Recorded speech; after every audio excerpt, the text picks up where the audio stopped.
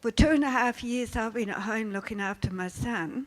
Apparently I don't come under the family funded care package because it's only the time that you're looking after your child, not the other 23 hours that you're sitting at home because you can't leave them. So then you don't get full residential care. That's a dream. So we have no life. And then I have to get probate to look after my child when we go to hospital. And apparently I'm not good enough to look after his finance because I've got to prove I'm good enough for that as well. So the system has flaws where, like everything in life, people don't go in the niche. We got asked to leave school because we couldn't attend.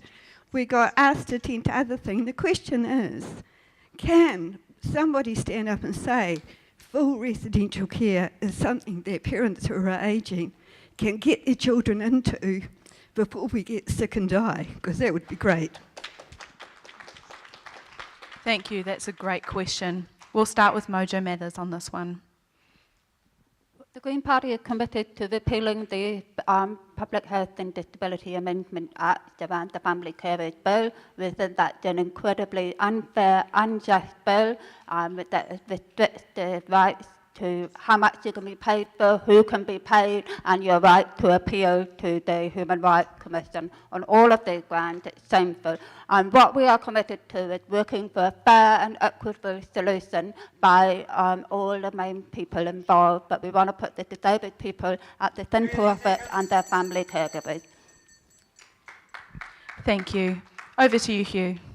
Yeah, well, certainly our policies deal with disability support services that are delivered after informed self-assessment, and our vision for independence is both physical and economic, so we would be very keen to see you get extra funding for what you're doing, probably at present without being paid at all. Is that right?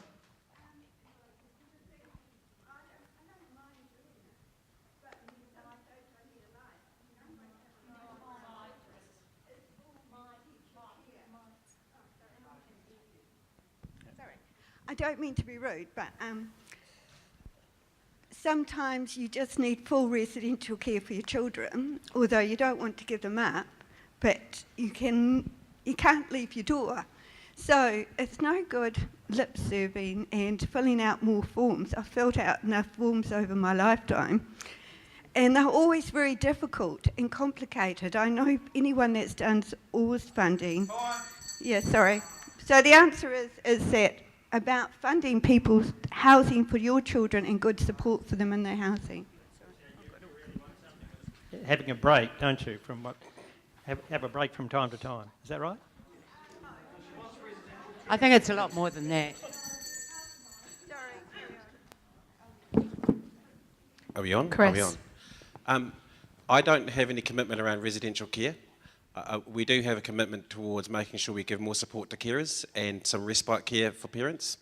And we're also committed, as we did when the legislation was passed in Budget 2013, to repeal the Act around the funding for caring parents or caring families. So I'm sorry I don't have a commitment around residential care, but there is a provision in there for respite care. Thank you. Over to Paul. I'd actually like to have a conversation with you after this as well to learn more about this, because as I have already admitted in this forum, I'm not really an expert in these issues. But can I just say that personally, I actually am not going to make excuses. I was ashamed of the fact that any government in New Zealand would fight a court case against the parents of those who are caring for disabled adult disabled children, and I'm glad that having lost the case at and that was across two governments, I'd point out, since 2000, having lost the case systematically, we've now got to the point where we're now looking to find ways to fund the quite significant expansion and investment there. Funded family care is available, but I'd like to learn more about your specific circumstances to understand the issues there. Thank you. Ariana.